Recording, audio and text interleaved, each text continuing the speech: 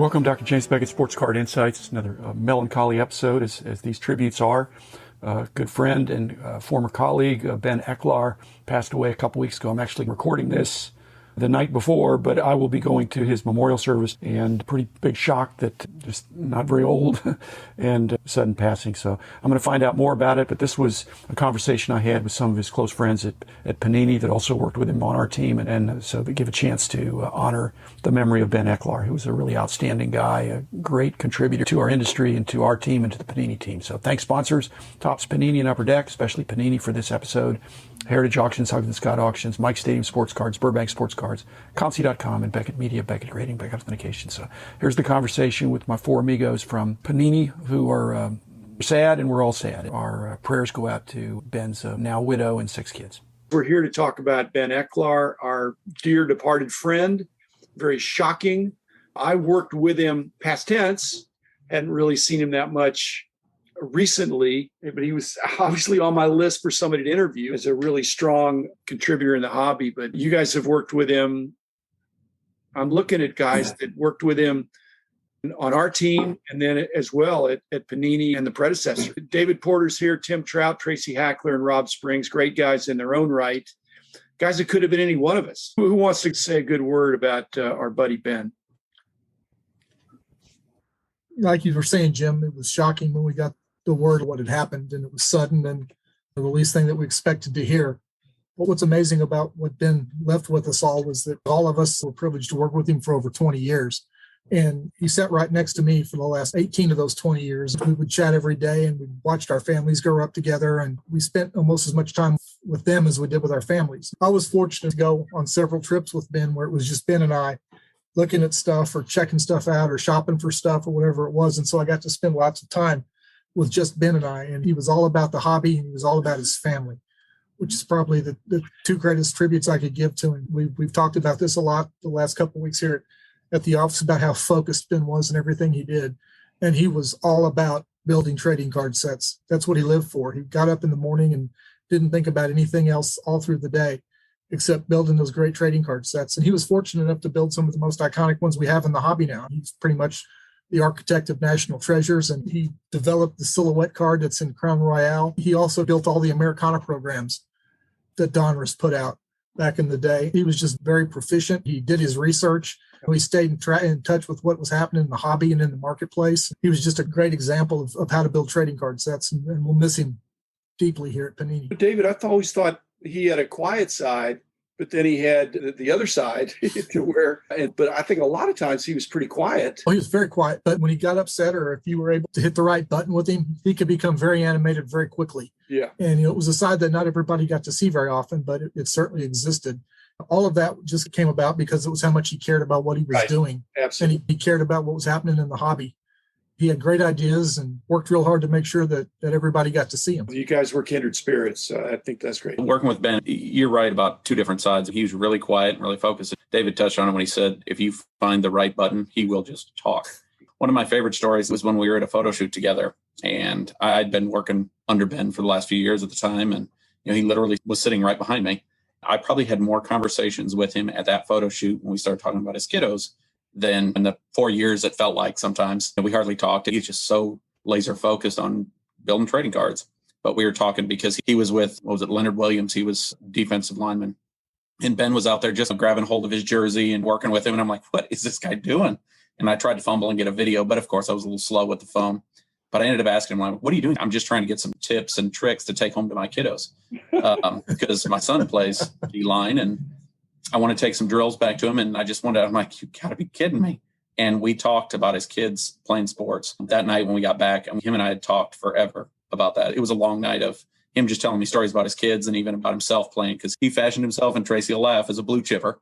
He was a blue chipper back when he was playing. But yeah, you get him on the right topic and he will just talk and talk. And it was great because at the time I was a young father and he had probably 5 kids at the time. And I just had my first not too long before, telling me stories and telling me what he thought was important.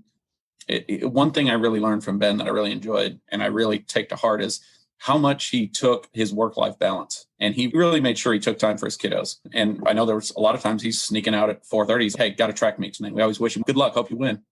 And it's his kiddos. We used to give him a hard time about it, but he's always making time for his family. And that's something I'm definitely going to miss. And he'd talk about his Padres and his Chargers too, because he's a big Padres fan. And I know we always joked on Fridays a lot of times during baseball season, he's wearing his Padres jersey, but it was a camo jersey. And we're like, has anybody seen Ben? He's in his camo jersey. We can never find him. But he was just so quiet. All you'd hear were just buttons clicking back there because he's just typing away, building a set. I just felt he seemed like a pretty big-time baseball guy. And yet my vision of him is like an offensive lineman, clearing the way, blocking for his buddies and for the running backs. Absolutely. And that's my analogy there. Well, all you guys have been with Ben when he was at Beckett Publications. I don't know what the sequence was, but there was a little bit of a migration there, which we can laugh about that. It seemed like you guys wound up in a good spot and had a great team, and that those relationships were intact. Rob Springs, what's your loss here? Yeah, I told the guys whenever Trout came over to me, and I told them, I said, yeah, I started working with Ben in 1994 at Beckett. And I think I am the oldest person that, as far as work time with him. And yeah, like the guys have said, he would come off as aloof and not caring if you weren't paying attention, because he was really just either into what he was doing or he was into his family stuff, right? There wasn't a whole lot in between. So you didn't see him out a lot and things like that, because that's what he loved. And ironically, the magazine that you had focused on future stars, which was Ben's baby, is what he always was. As far as baseball prospect, one of the brightest minds that I've seen as far as knowing that stuff. Who was brighter?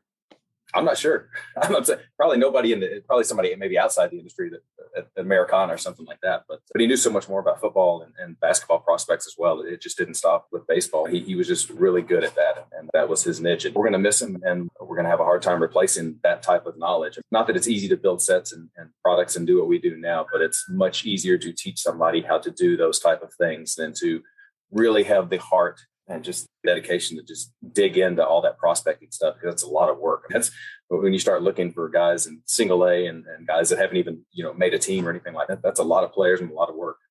And so we're going to miss that dedication, and we'll do our best to replace it. Somebody could jump in. I guess now I'm old. I think the value of experience is you can't just all of a sudden jump in. Ben, kind of knowledge of the sport, the players, he'd seen it. So I was going to say he was unflappable, except that I think your guys were right. If he hit the right button, he was flappable. Mm-hmm. But he'd seen it all, and he'd been tracking with the prospects.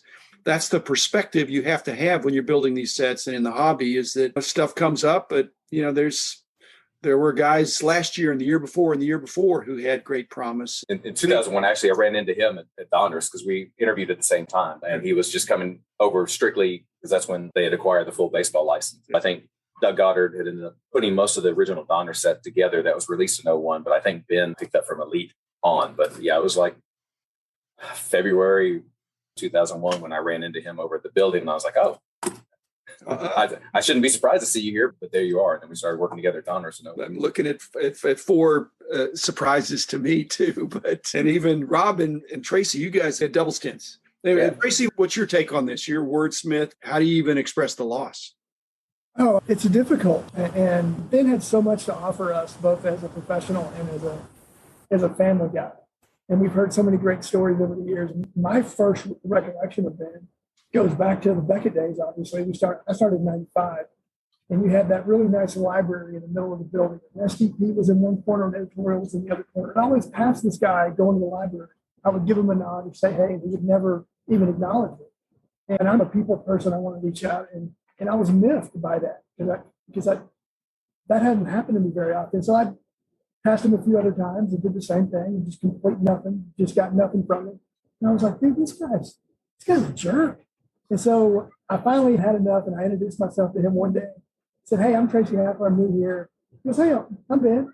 And he was the nicest guy, but he probably was so locked into what he was doing that day, which probably had something to do with prospects or the magazine. And then come to fast forward 20 years, and you found out he was the warmest, cuddliest teddy bear of a dude. But he was gifted at really balancing his work life and his personal life. And the two rarely crossed unless you got to know him really well. I think all of us on here were blessed to know him that way. He's a legend. He's going to be missed, and you don't replace a guy like him, but hopefully his legacy lasts way beyond all of us. It's not like you were going to challenge him to a fight.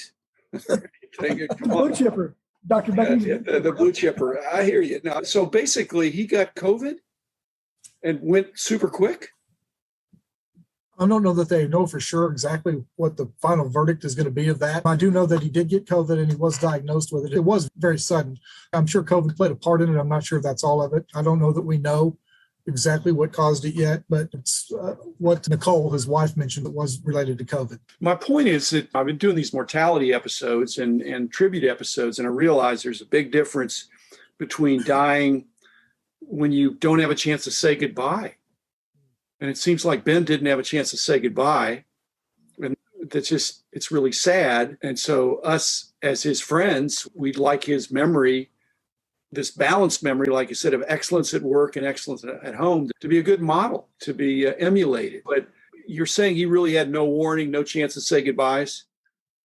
I don't think so. No, I think that's correct. I think it was really quick, Dr. Beckett, like minutes or a few hours from having trouble breathing to not even getting to the hospital, as far as I know. Yeah, it was very fast.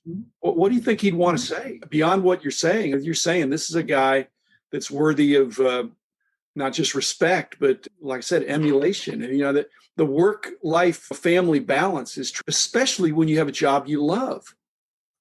Yeah, it is. That doesn't make it easier. That makes it harder. You have a family you love and you have a job you love.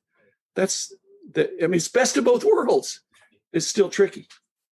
I think Ben would tell us to protect the brands. That's what he spent his life doing, building them and protecting them. And that would be what Ben would leave us with, is make sure you keep doing what's right by the brands, keep building them, keep exploring, keep expanding, keep improving, don't ever rest at that. And as far as the example for just being a dad, it's one that a lot of people would be very well advised to follow, because as much as he loved building trading card sets and just hobby sets in general, he put that down every day to go home and be a dad. And he didn't even hesitate to do it. He just did it because that's what he was for. But Ben would be all about building the brands for sure. As I say, he probably spent more quality family time than a lot of us have, even though he was gone suddenly. I feel good knowing that his kids got that from him for so many years, when so many people aren't able to give that because they just can't leave their job or take it home with them or take their computer home every night or whatever it may be. So those kids, even though they lost their dad, they were lucky to have that kind of quality time that he put into his family over all these years. Well, you shouldn't have 6 kids unless you're planning to be a great dad. And it was. He would rather have had 7 or 8 or 9. On that baseball team, always joked about it. He would. I don't think that it was his choice to stop. That's so awesome. I thought about his wife and kids a lot over the last days. That's where your heart goes and that's where your head goes. But then I also think about what kind of father Ben was and what husband he was. And you know that if anybody, by their actions and their deeds, I think his family is going to be fine because he was their father. He equipped them with the heart, the faith, and the head to be able to get over something like that. As tragic as it was, as unexpected as it was, as unfathomable as it was. I mean, he probably prepared them better than anybody could for that. And you know they're going to be okay because he was their dad and husband. I would imagine there's really good support in his church. I mean, I think you'll see it Friday. Yeah. I know that was a big part of his life. You can't replace him, but there'll probably be some people that'll step up, and that's a good thing. He certainly left us with a good example. It's not that we haven't seen how to do it. Here at Panini, we have that to follow. We should all be so fortunate that people will be saying these kind of things when we go, nobody lives forever. If you had excellence at home and excellent at work, that's a great tribute. So thanks, guys. Be back again tomorrow with another episode. This was a tribute to Ben Ecklar, a great guy we worked with for a long time and respected his work and respected him as a person even more. Thanks again, everybody, and we'll see you tomorrow. Thank you, Dr. Beckett. Thank you.